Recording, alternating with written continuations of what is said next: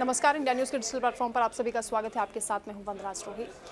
आगामी चुनावों को लेकर भारतीय जनता पार्टी की ओर से तैयारियां लगातार चल रही हैं। प्रधानमंत्री मोदी के साथ साथ तमाम दिग्गजों का दौरा भी लगातार हो रहा है। मध्य प्रदेश और छत्तीसगढ़ में हालांकि कई उम्मीदवारों को लेकर लिस्ट जारी हो चुकी है, लेकिन राजस्थान में अभी भी पत्ते भारतीय जनता पार्टी की ओर से नहीं खोले। इसका एक बड़ा कारण ये भी है कि वहाँ का जो स्थानीय संगठन है वो अभी तक प्रत्याशियों को लेकर कुछ खास तैयारी नहीं कर पाया है। इस बीच जब अमित शाह का भी दौरा अचानक से जयपुर का हुआ और जेपी नड्डा भी उनके साथ गए, तो आधी अधूरी तैयारियां उन्होंने वहां पर देखी और उसके बाद वो काफ़ी नाराज़ भी हुए, क्योंकि संघ के साथ भी वहां उनकी मीटिंग होनी थी।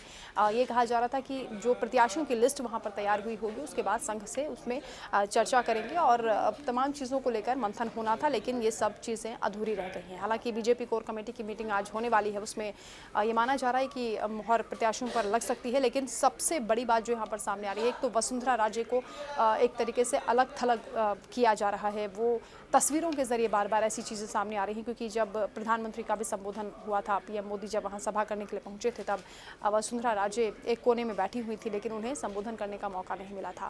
वसुंधरा राजे हालांकि 2 बार प्रदेश की मुख्यमंत्री रह चुकी हैं और एक बड़ा कद है उनका, महिलाओं में खासी लोकप्रिय है और खुद को वो छतरानी की बहू कहती हैं कि गुर्जरों की वो समधन है। इसके अलावा वो जाटों की बहू खुद को बताती हैं, यानी जातिगत जो फैक्टर्स हैं उनका भी ख्याल वो रखती हैं और उसका फ़ायदा भी भारतीय जनता पार्टी को मिलता रहा है। लेकिन इस बार वसुंधरा राजे एक तरीके से कह सकते हैं कि अलग थलग दिखाई दे रही हैं और उतना मौका, उनकी तवज्जो उनको नहीं दी जा रही जितना कि उनका कद है। साथ ही एक और नई टेंशन यहाँ पर बीजेपी के नेताओं के लिए हो गई है, क्योंकि ये कहा जा रहा है कि एक परिवार और एक टिकट का जो फॉर्मूला है वो भारतीय जनता पार्टी यहाँ अप्लाई करने वाली है, क्योंकि इसी फॉर्मूले पर मध्य प्रदेश में भी कई नेताओं के जो टिकट हैं वो कटे हैं, कई दिग्गजों को भी दरकिनार किया गया है और राजस्थान में भी ऐसे कई परिवार हैं जो अपने परिवार के ही सदस्यों को आगे बढ़ाने की कोशिश में लगे हुए हैं। और जब अमित शाह और जेपी नड्डा भी पहुंचे थे राजस्थान, तब वसुंधरा राजे की ओर से भी कई अपने समर्थकों के लिए, कई अपने ऐसे कैंडिडेट्स के लिए उन्होंने मांग की थी कि उन्हें टिकट दिया जाए और ख़ासतौर से वसुंधरा राजे और खुद उनके बेटे दुष्यंत राजे को लेकर भी, क्योंकि लंबे समय से दोनों राजनीति में सक्रिय हैं। 2003 से लगातार सीएम राजे, जो कि पूर्व सीएम वहाँ पर रही हैं, उनका दबदबा है। 2003 से लगातार वो विधायक हैं। उनके जो बेटे हैं दुष्यंत सिंह, वो 2004 से लगातार विधायक हैं। लेकिन अब जब एक सीट और एक परिवार का जो फॉर्मूला यहाँ पर अप्लाई किया जा रहा है पार्टी की ओर से, तो ये देखना बड़ा दिलचस्प होगा कि वसुंधरा राजे को टिकट दिया जाता है या उनके बेटे को दिया जाता है। और ऐसे और भी तमाम नाम हैं जो राजस्थान में इन दिनों चर्चा में हैं।